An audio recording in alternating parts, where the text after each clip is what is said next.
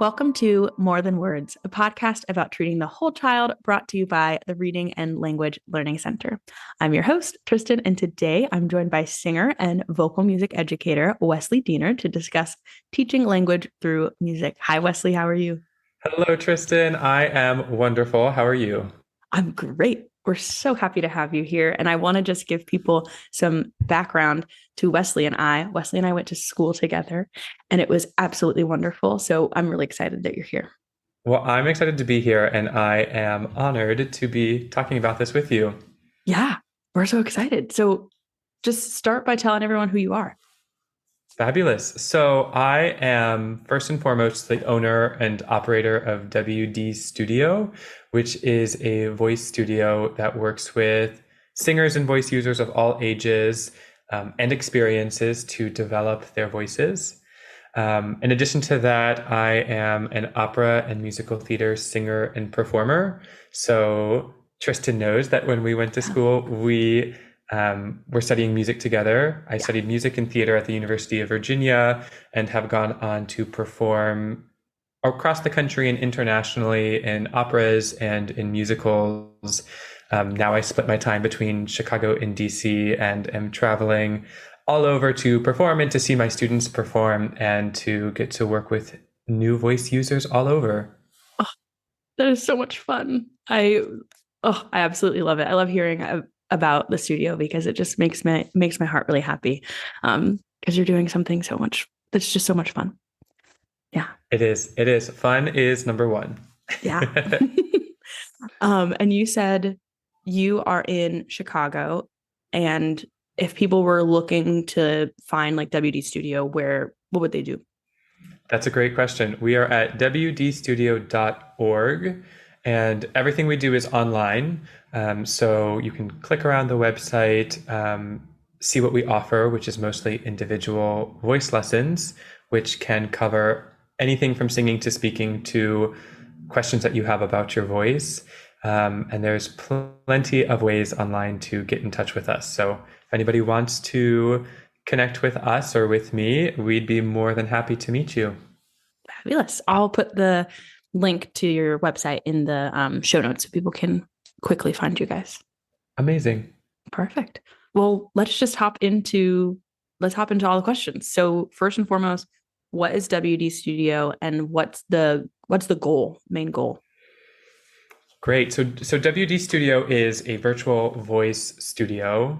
The hope of it, or the vision, is to bring all of the heart and the soul and the impact of a community voice studio. So many singers out there have fond memories of their neighborhood voice teacher or community voice teacher, and the community and the camaraderie and the inspiration that comes along with that. So we take the heart of that experience and we brought it online so that we can reach singers all across the country. It's common that great musical and vocal and artistic instruction is concentrated in big metropolitan areas and the communities around those. And it's really exciting to be able to connect with singers and voice users truly all across the country, all across the world, really. So we have clients in at least 10 different states now, and we Wow. have teachers across 5 different time zones. Oh my gosh. So in some ways, the sense of community, while it's so different and very modern, it feels stronger than ever because we're all coming together across time zones, across states, sometimes across countries, to connect and to share in really good functional vocal training. Yeah. Oh, that is really cool. I don't think I realized it was 5 different time zones that you had or 5 different states, you said, for instructors. We have 5 different time zones. So we have five Oh my instructors gosh. Wow. currently, and each Okay. instructor happens to be in a different time zone. That is so crazy. And that's really cool because you can reach so many people that way. So that's awesome.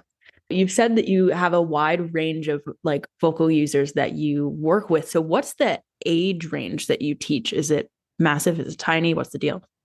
We really have very few limitations. I would say the only limitation is on the youngest of young singers. So we right now have singers as young as 6 years old in the studio, and that's a great time to start. Any younger than that isn't impossible, but there's plenty of musical activities to do elsewhere that are probably going to be more enjoyable and Yeah. therefore more impactful for those Right. true youngsters. But we have singers ages 6 to about 80 right now Oh in the my studio, gosh. and there's no reason we couldn't push higher on the age. Right. And Wow. our first and foremost, our goal is to inspire and empower all of these singers and all of these voice users. I say voice users because there's so many ways we use our voice Right. in day-to-day life that we can optimize for various reasons, whether it's in the workplace or just in our interpersonal communications. So Right. most of our students are singing with us, but not all of them are. It's exciting to expand into working on voice for the professional workplace in particular. Right. But our goal is to inspire and empower all of the people that we work with to discover new potential and to develop new abilities in their voice. Right. We believe that everybody is a singer. Everybody who has a voice is a singer, and therefore everybody can learn to sing better, and everybody can certainly enjoy to sing. So Yeah. that's something I continue to be surprised about is as I connect with new people in different communities and online, oftentimes adults in particular are surprised that we believe that they can sing. In fact, we know Right. that they can sing. It's not just a Yeah. belief.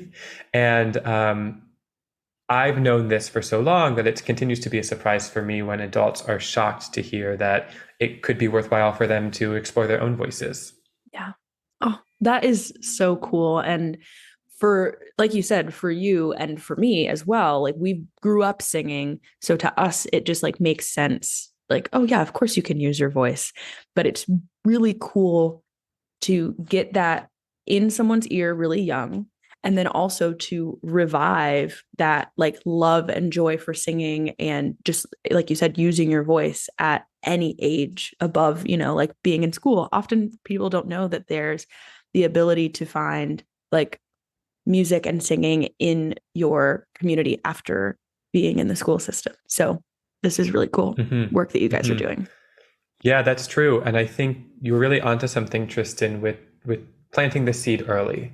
Yeah. Because I have found that oftentimes these adults who are nervous or shy or scared to sing have that feeling because at some point when they were young, somehow it was communicated to them that they shouldn't or can't sing.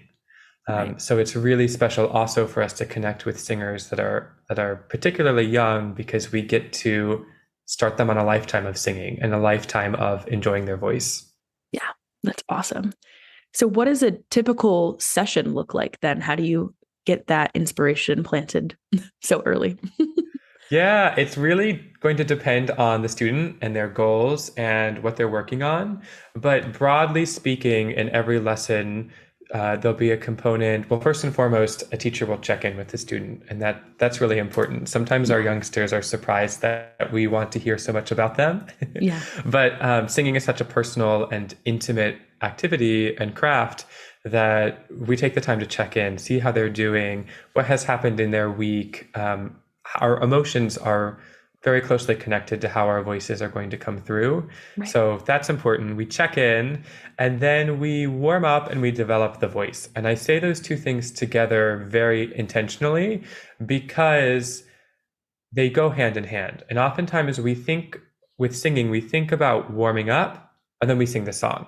And Mhm. oftentimes we miss something in between, which is really technical development. Right. And interestingly, along the way, sometimes the warm up gets too big of an emphasis over something that would be technical development. So, what I Right. say to people then is, if you've been talking all day, which you likely have by your 3 p.m. or 4 p.m. or 5 p.m. voice lesson, the muscles that create sound, the muscles of phonation, are already going to be warmed up. Rather, what we need to do is recalibrate or redirect your habits of using your voice to be even more advantageous, even more efficient for singing or for whatever voice usage you are after. So that is the meat of the lesson typically. That's the Yeah. center is we will make all sorts of silly sounds. And the best thing about this is that simplicity is key. I'm sure that at the Reading and Language Learning Center that comes in hand a lot where Yeah. simple functional exercises are going to be the most impactful, especially those that can be recreated at home.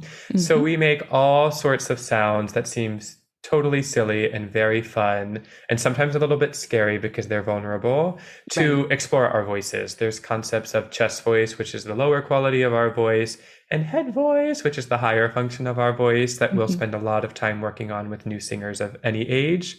And it's really fun to explore that through animal sounds or to explore it through emotions. So we get expression right in there as we're developing our voices. And our goal in technical development is to find the most freedom, efficiency, and ease possible for any singer. It's not to sound better or to sound louder or to sing the highest or the lowest, but more so to give a singer the tools with which they can decide exactly how they want to use their voice. That's awesome. I feel like sometimes voice lessons, like traditional voice lessons growing up, could be geared towards like what is traditionally wanted of singers. I say that, I think you know what I mean when I say that. Like normally you go into a voice lesson and they're like, oh, well, everyone should learn how to sing high. And you're like, what? I mean, everyone should learn how to use their voice, like you said. So that's really cool. After working on technical exercises, this is where some students, if it's in their own goals to do so, will work on music theory context. They'll work on sight singing skills, especially our kiddos who are also instrumentalists. It's important that they work on those skills because sight singing is very different than sight reading on an instrument. So those are unique skills, and we leave space for that, especially if a student is interested in those skills, but not always if it's not their top priority. And then the last part of the lesson is what most singers are most excited for, which is working on songs, of course. So this includes working on songs that we, the teachers, might suggest to the students. We have loads and loads of fun animal songs, food songs, holiday songs, you name it. And we also have a lot of fun, though, asking our students to bring in songs that they love. Sometimes they're surprised, like you were saying, Tristan, about traditional lessons. Some people expect that the teacher's going to decide everything for them. But with singing, it's really important that a singer is thinking about what they love to sing, what they connect with, and we can learn how to sing that whatever music that is better. It doesn't matter what the type of music is or what the song is. It just matters that we have one that you love. Yeah, and that's important. I mean, we see that here at RLLC because we'll have kids that come in and, they're really struggling with reading. And so that hurts their self-esteem, right? And it makes them feel self-conscious. And if they have something that is like a comfort to them, like, for example, in October, we had this little thing, this squishmallow called Louie, and he actually is a squishmallow with dyslexia. And so it was like they had this buddy who was like feeling the same thing that they were. Obviously, it's a stuffed animal, but like he had a very similar story to all these kids. And so we have them in the offices. And now there are some kids that are like, oh my gosh, I have my Louie for my therapy. And because they have that support or that fun thing that they have brought to the session, they're better able to attend. So it's just interesting, like hearing that with you guys as well. Like they're able to bring in those songs that they really enjoy, and then it makes their lesson even more exciting. And I'm sure they're also better able to attend in their lessons too. That's amazing. I love that. A Louie. We need our WD Studio Louis. Although we in some ways we do, being a virtual studio, we often, most of the time, are zooming into our students' homes. And so oftentimes, actually, I have on multiple occasions encouraged a student to involve a squishmallow in their singing. That's and they're performing or for physical comfort. And so that is something that's great. I think sometimes parents are worried that the home can be distracting, but we can harness those elements that could be distracting and use them to increase engagement. So I love that you have buddies to help out. Yeah. And that's the virtual piece is also good to hear. And I think helps our parents, even though you are doing singing, we are doing like reading therapy. It's a good thing to note that you can have that ability to like take something that would maybe be distracting at home and make it into something that works for the lesson. because some of our parents are like, I don't know, like I watched them do virtual school during the pandemic and that didn't go over well. It's like, well, you've got a 30-person class, and that's, of course, that's going to be hard for them to attend in a 30-person class. But if it's just one-on-one therapy, like it's a little easier. Right. So it's good to hear as well. Yeah, that was one big surprise when we moved everybody online a few years ago. We already had some students online. When we moved everybody online, we found that some of the kiddos we thought would have a hard time were really thriving even more online, curiously, than they were in person. And there's something about the comfort and the safety of being in your own space with the focus of having that one person with you in a very controlled space, an environment that just clicks for a lot of people. Yeah. I think it's just, everyone learns a little bit differently, but I think I agree with you, having that focused environment is so, so helpful. So what is it like for you guys working with your younger students? Is there like adjustment for like different kinds of behaviors, ability levels, all that stuff?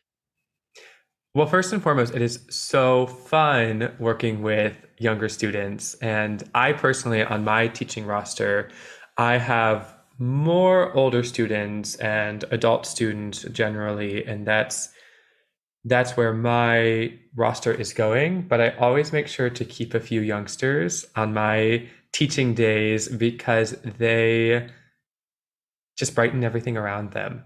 They are so much fun. We get to play so much. I learn so much from the young students, especially with singing. They often bring in creativity and fearlessness and surprising choices that inspire me to bring those elements into my own performing and my work with older students, especially adults, because we all need those play elements.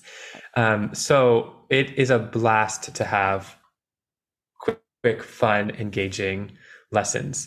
We definitely adapt for those students rather than a student who's older.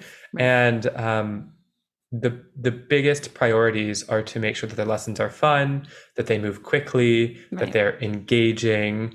We don't typically have any issues with behavior or focus for the reason that you were saying, is that when you're one-on-one, you're going to be very engaged with the person in front of you. Right. And a great benefit of being a singing teacher rather than a teacher of even anything else is that most kids love to sing. Right. And kids are taking singing lessons because they love to sing. Right. So there's already a passion and there's a love there that makes it really easy and really exciting to work with these students. Yeah. I would say one thing we do work with sometimes is we might have some shy singers. And so when we have a shy singer, we're going to employ some strategies, maybe like having a Louie, who's a buddy who's singing with them, or we can sing at the same time as a student. We find ways to make music familiar, or to bring familiar elements into the music making process. And we notice that pretty quickly, the students aren't so shy anymore. Right. So, and I find that our kiddos sometimes just feel like they need to get to know us, and then they can't wait to tell us every single thing about their day and their week and their favorite song and their favorite artist and what they ate for lunch. Yeah. So thinking about different behaviors, we also have some very, very active students. And so we develop some strategies to keep them focused, to keep them thinking about what the curriculum is or what the learning concept is at hand. And we try to use different interactive elements of the virtual platform to keep them focused on the screen, especially if they're distracted with everything that's around them. It's a great time for a screen share, and we can draw what we're working on with our voices. And we also do lots of challenging and imitation and back and forth, lots of vocal silliness and stretching. So with the little ones, it's all about a first exploration of the voice, fostering the start of a big passion, and making sure that whatever we're doing, even if it's hard and it's really thoughtful, it's something that the child knows that they love, that they can continue to love, and that where they have to focus is paving the way for even more enjoyment in their voice. Oh, that's really cool. Another part of singing that I feel like is normally super important is like enunciation and getting diction right and all of those things. So do you ever see like boosts in articulation after working with your students? Definitely.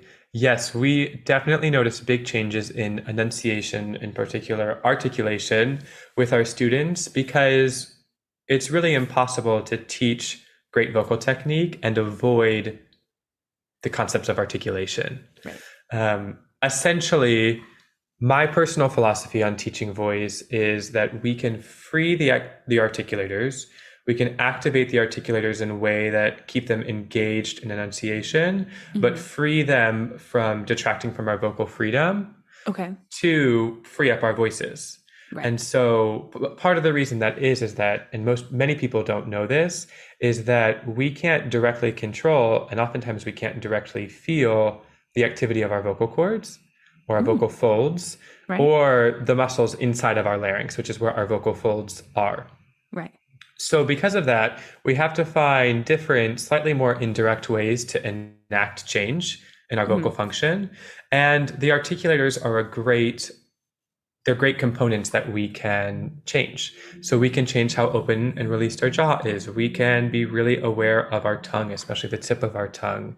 Right. We can make sure we're using our lips where we want to. So vocal technique, even just from a vocal function standpoint rather than an articulation standpoint, is going to be focused a lot on the articulators. Right. Certainly with our students, and I think that's pretty even across the board with singing instruction. Right. So along the way, we're learning about efficient articulation, clear articulation, but we're not even always talking about clarity of speech. And I Right. find that that's a great way to build confidence in that zone for a student Mm, without ever having to even address it as a strength or a weakness. right. So as our students continue their voice lessons, I notice in their speaking and in their singing that they're more intelligible, they're clear, their voice flows really nicely. And sometimes they don't even realize that they've worked on those skills. They're just Right. embedded and integrated. Wow, that is really cool. And I feel like we have some students that work on articulation here at our LLC that like I wonder if coming and doing voice work would be really beneficial for them. And another way for them to have that practice um, in another fun and engaging way. Like therapy can be fun and engaging, but like you were saying, most kids like to sing. I haven't really met many children that don't like to sing. So that could be another cool way to like get them, working on their voice. So that's really cool. Yeah, that would be really interesting. And the other added benefit of singing is that it's artistic, it's expressive, it's creative. In many ways, there are no boundaries. Right. And so it's a sort of a sandbox where you can't do anything wrong. You can build up a Right. sandcastle that you've never seen before, and you might be surprised that it's your best creation ever. Right. And I wonder if some of these kiddos who are working on their articulation might find new connections in how to articulate that they wouldn't in a more specific structured environment where Right. sometimes we'll do singing gibberish and who Right. knows what's going to come out when we're just creating and being expressive and following Right. those instincts. Yeah, that's really cool. I know we had talked about this before, but I've heard you worked with non-native speakers. So what was that experience like? Because, language and speech and singing can all like go hand in hand. It was really interesting to work with groups of very young, ages 3 to 5, non-native English speakers in early Right. childhood music classes. It was very interesting. I learned a lot and it was extremely rewarding. Yeah. So this was before I had founded WD Studio. This was through the Tapestry program. That's part of the Washington Conservatory of Music in Okay. the DC area. And through that program, they have a partnership with the Montgomery Housing Project where they offer free early childhood music classes to these children of dominantly immigrant families. Right. And it was a beautiful way to connect to these children, to share musical knowledge, but even more so to introduce them to culture that's around them and Right. the language that's around them also. So we sang lots of songs about colors and feelings and seasons and holidays. And what was special was that I saw the kids learning about music, I saw them learning their voice, and I saw them gaining confidence in their ability to express not only in English, but just to express things about themselves. Right. So by combining language and music in the same learning environment, they were learning the language and we were exchanging culture. I was learning about their culture and they were very confident expressing themselves. So the funniest moments would arise, which I'll never forget, where once they mastered saying that they feel happy or they feel angry or they feel sad, they started inventing that they feel kitchen or they feel window or Yeah. they feel ketchup. And I knew that they knew that that was sort of nonsensical. Right. And that was a really exciting evolution to see, that they were such Right. masters of the clarity Right. that they were becoming comedians and being silly about the language because they knew what didn't belong and they knew how to employ that in a funny way. Yeah. So that That's was so pretty great. cool. Yeah. So, I mean, it sounds like you found that your students kind of started grasping language a little more quickly after working with you. Would you say that's pretty accurate? Definitely, certainly. Yeah, that's really cool. And do you find that even with I mean, I'm sure you work with a lot of native speakers at the moment, but do you see your kids have more confidence in speaking after they start working with you? I do, and it continues to surprise me because that wasn't personally part of my singing journey, Right. but I see it time and time again with all ages. I have a couple students currently I can think of who have shared with me in the past month or so stories about how they were so surprised that they were able to present something in class without stuttering, without hesitating, without even feeling too nervous. Wow. And they gave the credit to that to the work that they're doing in their voice lessons. I think there are many factors that go into this, and one of the big ones is that singing is an extremely vulnerable and oftentimes scary activity. Right. And so by singing for somebody and sharing singing development with a trusted mentor week after week, you gain a lot of confidence in your ability to express yourself and in your sense of belonging also. Yeah.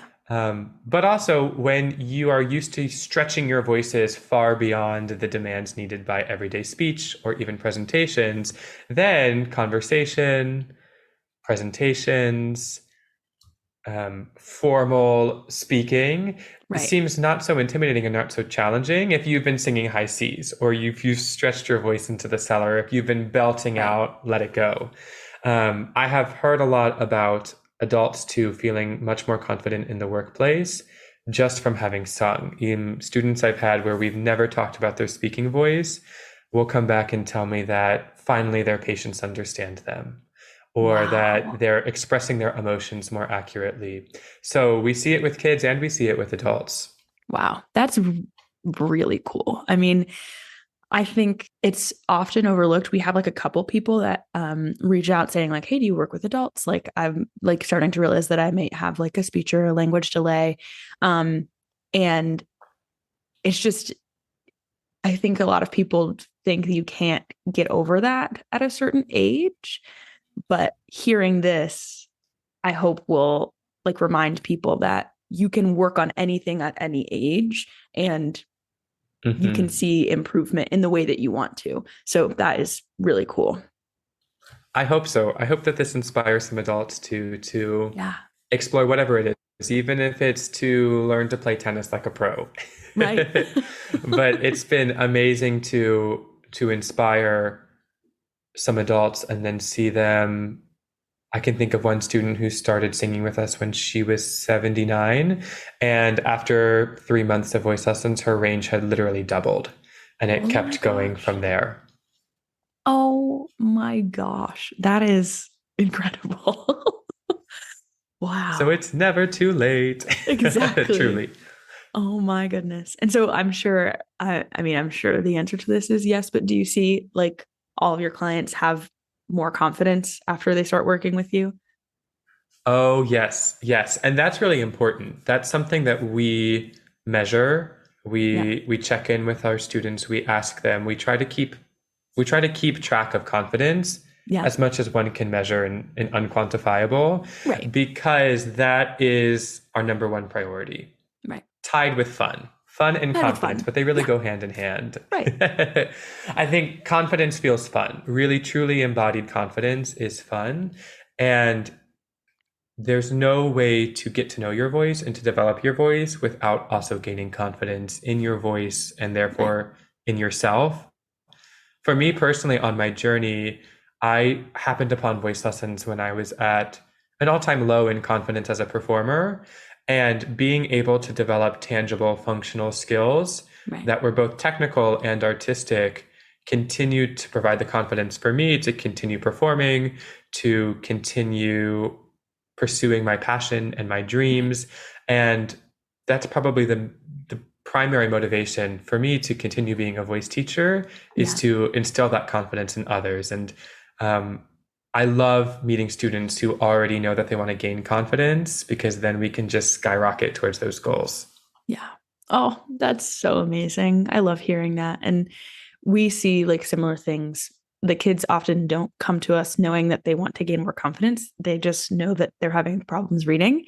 But then we get to watch them like gain that confidence back. And it's really rewarding. And then they often turn around and say, like, I love reading now, right? Which you have your kids coming to you already saying that they love music, but it's just like, I'm sure the love for music continues to grow. So that is really amazing to hear. That's amazing. That's amazing. And sometimes we're intimidated by the things that we love. Right. So I suspect that a lot of the kids that come in, they love to read, and they certainly want to love to read. Mm-hmm. And to be offered the tools to access that love with confidence must be the most exciting feeling in the world. Oh, yeah. Yeah. Because like I said, normally like reading therapy obviously takes a while because dyslexia is lifelong. And we have other kids that come to us, but a lot of times it's kids with dyslexia. And so they get to a point where they're like kind of similarly said, like they're at kind of like an all-time low in their confidence level because they realize they're struggling. And then it takes a little while. Like, kids are normally with us for like 2 years. And then they finally realize, oh my gosh, I can read. Like, I didn't have to doubt myself. And now I feel great. I read books all the time. I read books for fun. Like, it's the best. So it's really cool to see. So I'm sure you get a similar feeling, especially I'm sure with your adults who have come to you and they're like, I want to sing, but I don't know. And they finally get to that point where they're like, oh, I can do this thing. Oh, it sounds like so much fun. Yes, it's a special impact, and it's inspiring to hear about how that happens and what you all do as well.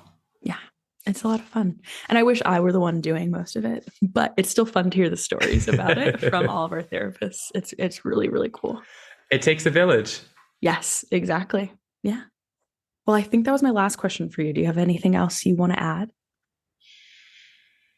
I don't think so. Okay. I could talk to you forever, Tristan. I could I talk know. to you Same. about singing forever. Same. It would be the best. Alrighty. Well, thank you so much for being here. This was fabulous. And it was so wonderful to hear about WD Studio. So, like I said, I'll make sure to link everything in the show notes so people can find you guys. Thank you. I really appreciate being part of this. Of course. Thank you so much to the audience for listening. Make sure to subscribe and leave us a little rating and review. It helps other folks find the podcast, and we'll chat with you next time.